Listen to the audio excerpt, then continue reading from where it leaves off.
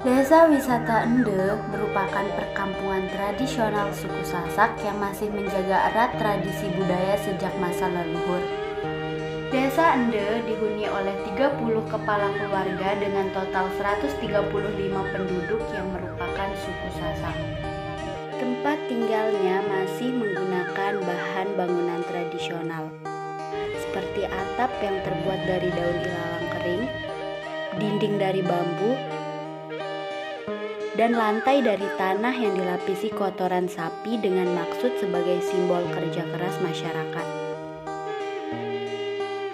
Atap rumah adat tersebut dibuat lebih rendah dari tinggi pintu agar tamu yang hendak masuk ke rumah menundukkan kepalanya. Hal ini merupakan simbol untuk menghormati tuan rumah. Di dalamnya masih sangat sederhana. Peralatan yang ada di sana masih sangat tradisional yang terbuat dari bahan alam. Kreatifnya dia. Dan penerangannya masih menggunakan cahaya sinar matahari. Masyarakat Desa Ende bermata pencaharian sebagai petani, peternak, penenun, dan pengrajin dari bahan alam.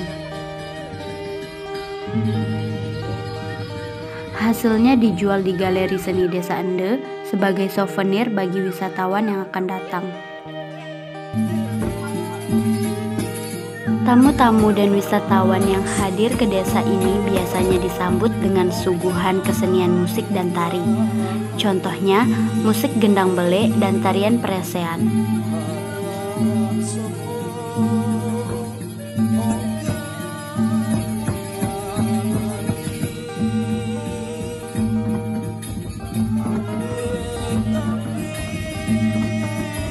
Sejak kecil, anak-anak di Desa Ende sudah diperkenalkan dengan budaya peresean, yakni pertarungan yang dilakukan antara dua orang laki-laki suku Sasak yang bersenjatakan rotan untuk memukul dan tameng yang terbuat dari kulit kerbau yang cukup tebal untuk menghindari pukulan dari lawannya. Peresean dilakukan sebagai pembuktian ketangkasan bagi para lelaki suku Sasak dalam bertanding.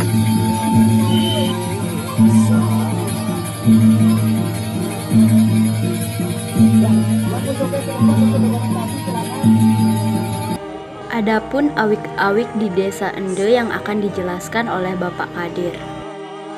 Hidup di kampung ya, jadi itu pasti ada kayak tebang bambu. Tebang bambu itu nggak boleh sembarangan, jadi harus dipilih hari-hari apa saja yang baik. Kayak bikin rumah juga seperti itu, karena kita kan juga walaupun Islam masih yakin akan ini peninggalan leluhur seperti itu. Jadi semua pasti ada awik-awiknya. Jadi kayak bikin rumah. Jadi bikin rumah sembarangan hari mau itu nggak boleh. Jadi nanti harus ada apa ya? Kita minta sesepuh kita buat nyari mana hari terbaik. Kemudian dia minta saran. Kemudian nanti kalau misalkan hari ya untuk bikin rumah itu terlalu apa ya kayak masih kita yakini angker. Jadi keyakinannya orang Sasak nanti untuk penunggunya itu bisa dipindahkan. Kita minta izin pakai apalah segala macam sesajen gitu.